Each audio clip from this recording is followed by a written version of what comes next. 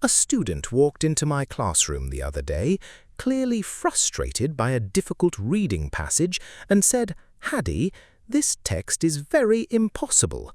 I am very devastated." I understood exactly what they meant, and their grammar was perfectly fine, but it sounded incredibly unnatural. Why?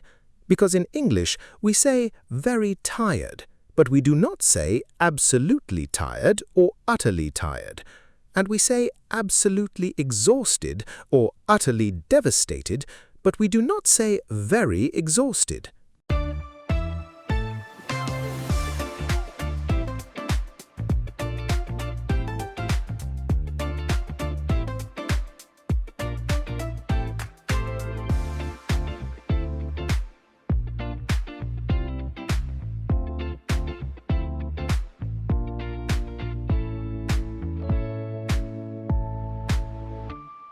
Welcome back to the Collocation Coach by Prestige Note Academy. I'm your host, Hadi. In my own journey to hitting a 7.5 on the IELTS, I realized that true fluency isn't about memorizing bigger words. It is about knowing exactly which words belong together. Let's get started. Today, we are breaking the very habit. In English, there are lots of other ways of saying very or very much.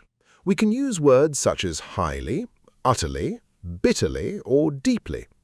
But you cannot just guess which one to use. These alternatives collocate strongly with specific words, and other combinations often sound unnatural.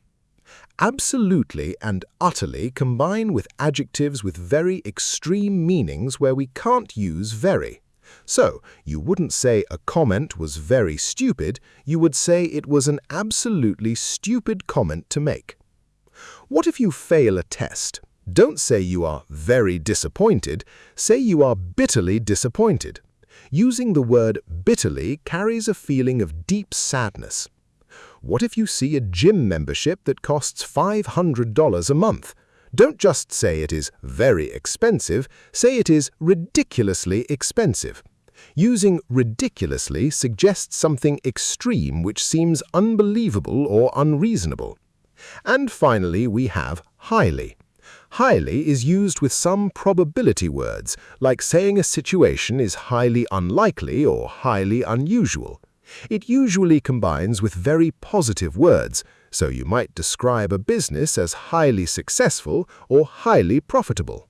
Now, learning these combinations is great, but there is a trap. Often, collocations rather than individual words suggest a particular register. Register is just a fancy way of saying the level of formality. For example, on my morning snap route, I always have the radio on, listening to the news. News broadcasts use special collocations that use short, dramatic words. You might hear a reporter say a company will axe jobs, or that an airline slashes prices. But here is the secret. In most cases, they would not normally be used in everyday conversation. You wouldn't tell your friend, "Hey, the local supermarket slashed prices on coffee today." It sounds weird. On the flip side, we have collocations exclusively found in spoken English.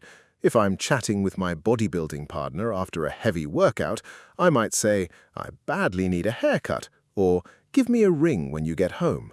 Saying "give me a ring" sounds entirely natural, while saying "give me a phone call" sounds a bit strange and formal.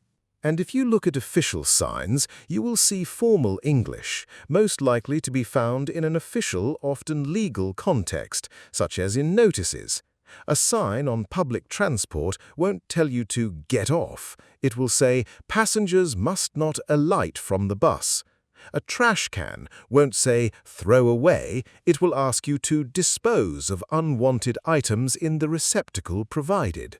You must match the collocation to the environment. How do you organize all of this in your notebook? My advice is to categorize them by their structural type. Notice how nouns and verbs often go together. Instead of just writing economy, write down "the economy boomed" or "the company launched the product." Pay special attention to noun plus noun combinations. These are beautiful for descriptive writing. Instead of saying, I felt angry, write down, I felt a surge of anger. Instead of feeling proud, write down, feeling a sense of pride. When you look at old photos, you don't just feel nostalgic, you feel a pang of nostalgia. Grouping them by their grammatical structure helps your brain retrieve them faster. Your homework for episode 2 is simple. The next time you are sitting in a lecture or meeting that feels like it will never end, I forbid you from saying you are extremely bored. Instead, I want you to lean over to your friend and use a perfectly natural spoken English collocation. Tell them, I'm bored stiff in this lesson. I am Hadi, and this has been the Collocation Coach. Keep paying attention to the words around you, and I will catch you in the next episode.